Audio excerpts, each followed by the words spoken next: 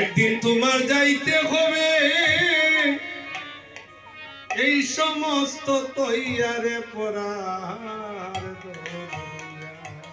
আমরা এখানে যারা উপস্থিত হয়েছি আমরা কেউ থাকবো না, থাকবে কি? আপনি যে কর্ম করে গেছেন এই কর্মটাই থাকবে।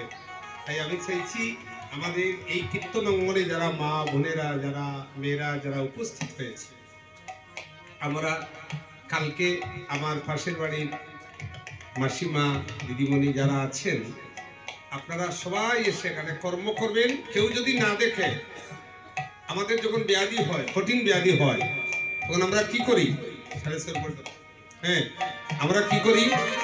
আমরা ডাক্তারের কাছে চলে যাই, চেন্নাই যাই, বেলুর যাই, সন্ধি বিচ্ছেদ করুন। ডাক্তারে ডাক্তারে ডাক্তারে ডাক্তারে ডাক্তারে ডাক্তারে কে ভালো করছে? ডাক্তারে ডাক্তারে ডাক্তারে ডাক্তারে ডাক্তারে ডাক্তারে আগে তারে না। প্রভু কিন্তু অপেক্ষা করেন, ভক্তের হাতে পাওয়ার জন্য অপেক্ষা করেন।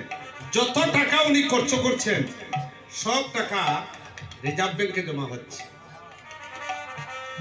যেদিন এই বাড়ির আজকে কালকে দেখবেন ওই কীর্তনে কে আসবে জানেন? কালকে ওই কীর্তনে ওর ছেলে আসবে, সুব্রত রায়। আপনারা কি মনে করে বিশ্বাস করেন না? আত্মার তো বিনাশ নাই, আর দেহ মারা গিয়েছে, আত্মা তো মারা যায়নি। কালকে সে কোনো না কোনো একজনের ছলনা করে সে আসবে, দেখে যাবে তার বাবা, ভাই, বোন, এলাকাবাসী সবাইকে সে দেখে যাবে যে আমার সুবাবা সুবাই পেয়েছিলাম বলে আজকে তারা গলে বস্ত্র হয়ে হরিনাম কীর্তন করছে।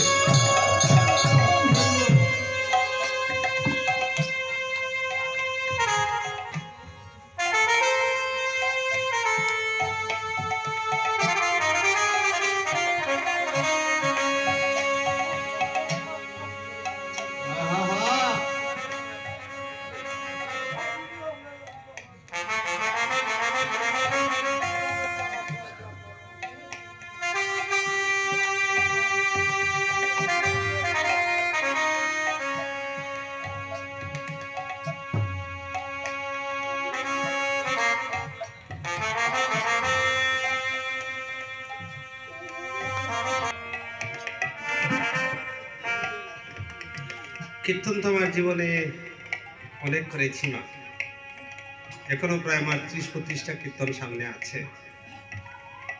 আমি বাড়িতে আসার পর মনে হচ্ছে যে আমি ওই গ্রামের